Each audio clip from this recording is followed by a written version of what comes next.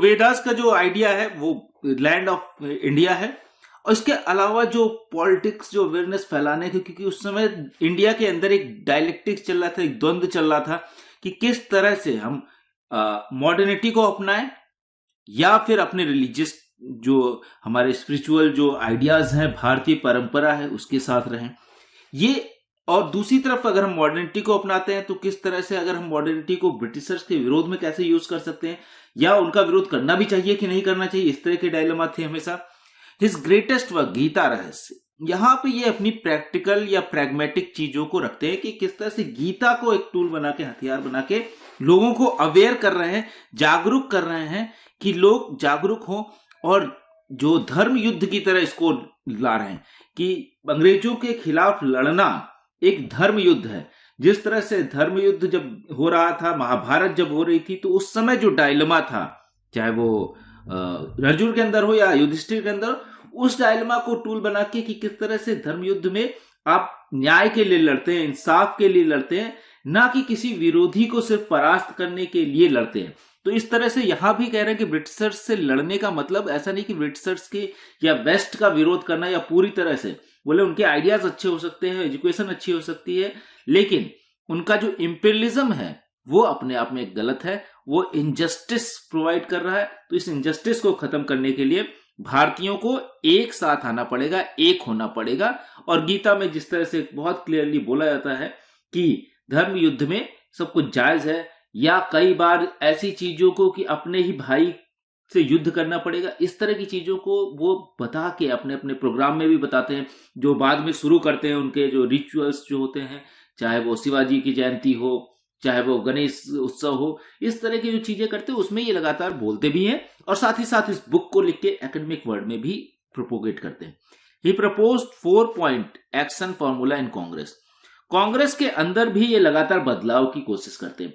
जैसा कि हमने पहले बताया कि उस समय तक की कांग्रेस जो थी वो इंडिपेंडेंस की डिमांड नहीं करती थी, आजादी की डिमांड नहीं करती थी, वो डायरेक्टली ब्रिटिश हुकूमत के अगेंस्ट में भी नहीं होती थी। वो एक ऐसा ग्रुप था, एक तो एलिट्स का ग्रुप था जिसमें सभी अमीर लोग ज्यादातर अपने अपने क्षेत्र के संभ्रांत लोग हुआ करते थे, ये बहुत बड़े बड़े एकेडमिशियन हुआ करते थे, जमींदार हुआ करते थे, या इसी तरह के जो राजा हुआ करते थे, वो लोग कांग्रेस के पार्ट हुआ करते। तो उनकी जो एस्पिरेशन थी, उनको क्या करती थी कांग्रेस, उसको पहुंचाती थी अपील के फॉर्म में, कि गवर्नमेंट ऑफ जो ब्रिटिश गवर्नमेंट थी उसको अपील करती थी कि इंडियंस के ये दिया जाए। अब मानना या नहीं मानना ब्रिटिश हुकूमत के ऊपर होता था। तो कई बार कुछ चीजें मानी भी जाती थी, कई बार नहीं मानी जाती थी।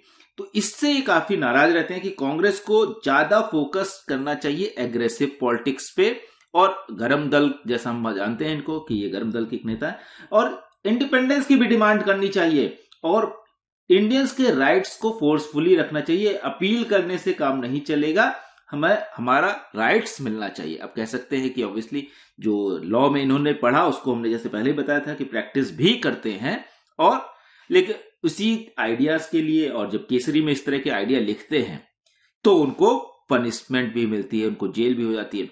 लेकिन ऐसा नहीं कि वो जेल से डर जाते हैं, और लगातार भारत की आजादी में और कांग्रेस का जो आइडिया है उसको चेंज करने में सबसे मेजर रोल अपनाते हैं।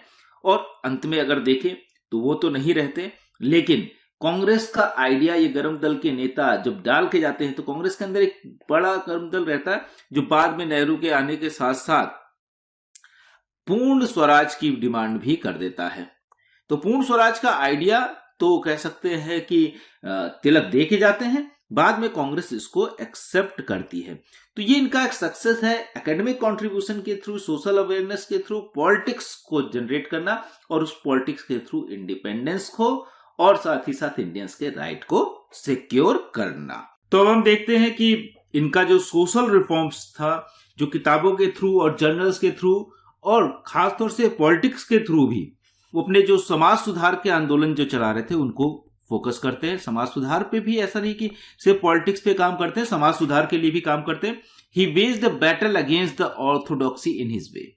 ऑर्थोडॉक्सी जो इनका, मैंने बताया कि इनका परिवार बहुत ऑर्थोडॉक्स था, कंजर्वेटिव फैमिली थी, बहुत ज्यादा धार्मिक चीजों में इन्वॉल्व रहते थे, लेकिन ये कहते हैं कि कहीं ना कहीं धर्म को बहुत ज़्यादा पर्सनल लाइफ या इनसे दूर रहना चाहिए। ऑल्दो ये सेकुलरिज्म में बिलीव करते थे, लेकिन कई बार इनके सेकुलरिज्म में कंट्रोवर्सी भी आती है।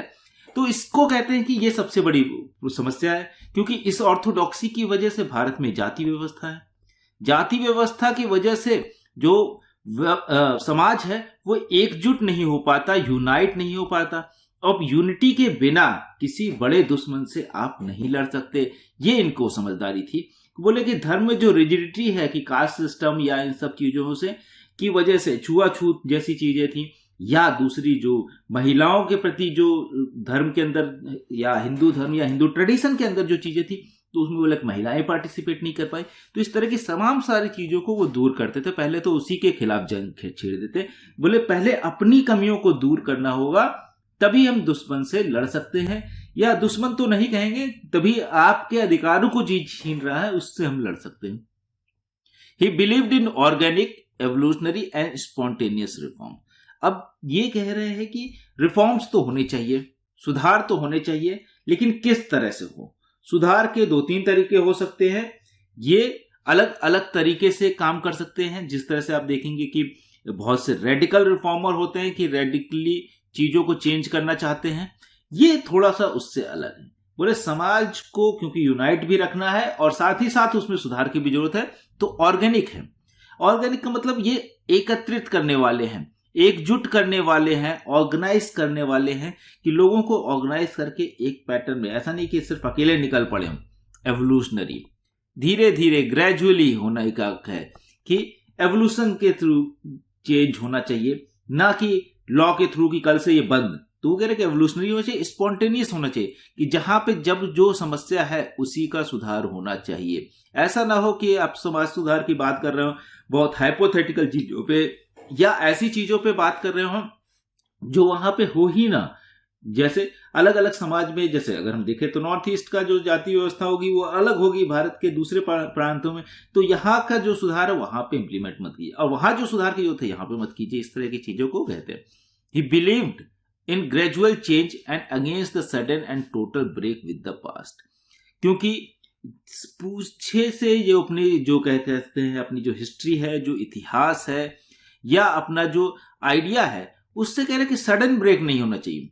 कि ऐसा ना हो कि आप मॉडर्निटी के थ्रू या दूसरे के सीधे सीधे दूसरे के कल्चर को अडॉप्ट कर ले और अपना सब कुछ भूल जाए। उसी में कह रहे कि धीरे धीरे मॉडर्निटी के थ्रू या जो चीजें हैं उसमें ग्रेजुअल चेंज होना चाहिए, धीरे धीरे चेंज होना चाहिए, और उसके थ्रू हमारे बदलाव, अवेयरनेस आनी चाहिए। He was against the drastic change of liberal reforms.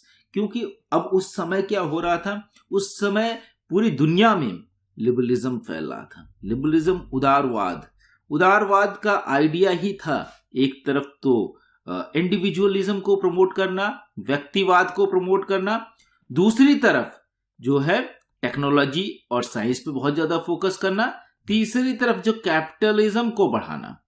Capitalism जो कहते, इससे इकोनॉमिक इनइक्वालिटी भी आ रही थी।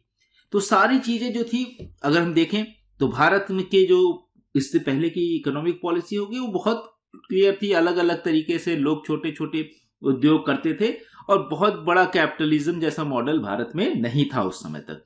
दूसरा, इंडिविजुअलिज्म नहीं था, व्यक्तिवाद नहीं था। भारत के अंदर समुदायवाद था। गांव को लेके, कस्बे को लेके, या किसी भी कम्युनिटी को लेके एक समुदाय की फीलिंग ज्यादा डोमिनेट करती थी वनस्पत जो व्यक्ति की फीलिंग। तीसरी तरफ जो कहते हैं टेक्नोलॉजी और साइंस का डेवलपमेंट था। साइंस के डेवलपमेंट को तो ये भी अप्रिशिएट करते हैं, लेकिन टेक्नोलॉजी को ये एक तरह से देखते हैं कि कहीं ना कहीं भारतीय संस्कृति के अगेंस्ट में है, तो इसको किस तरह से सही ढंग से यूज किया जाए इस पे भी काफी सोचते हैं। और लिबरल रिफॉर्म्स जो हो रहे थे, जो भारत के अंदर भी अंग्रेजों ने शुरू कर दिया था, उसके अगेंस्ट में होते हैं। और पूरी दुनिया में लिबरल रिफॉर्म्स हो रहे होते हैं। बाद के आखिरी के दिनों में अगर हम देखें तो सोवियत यूनियन में 1917 में क्रांति हो जाती है, तो एक अलग आइडिया आता है, लेकिन उस समय तक ये जो आइडिया था उतना नहीं है। पूरी दुनिया में लिबरल आइडिया बहुत ज्यादा प्रिवेल कर रहे थे। And caution the reforms against whole rejection of the past.